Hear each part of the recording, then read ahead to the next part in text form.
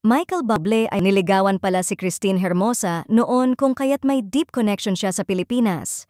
Si Michael Bublé ay may koneksyon sa Pilipinas hindi lamang dahil sa kanyang pagmamahal sa bansa at sa mga tao nito.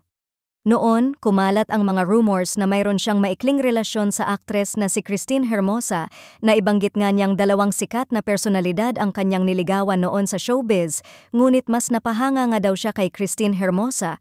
Nilinaw naman ni Bublé na bagamat hinahangaan niya ang kagandahan ni Hermosa, hindi ito nagkaroon ng romantikong relasyon at talagang wala ding namagitan sa kanilang dalawa. Ang kanilang ugnayan ay higit sa respeto at paghanga sa isa't isa. Kahit na may mga espekulasyon tungkol sa kanilang relasyon, ipinahayag ni Bublé na ang kanyang koneksyon sa Pilipinas ay higit pa sa isang romantikong ugnayan.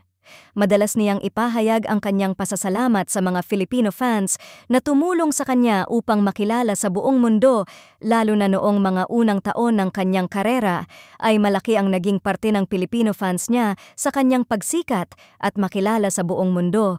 Kung kaya't sobrang thankful siya sa kanyang mga Filipino fans. Madalas niyang ipinahayag ang kanyang pasasalamat sa mga Filipino fans na may malaking bahagi sa kanyang tagumpay sa buong mundo. Ang ugnayan ni Bublé sa Pilipinas ay hindi lamang tungkol sa kanyang karera sa musika.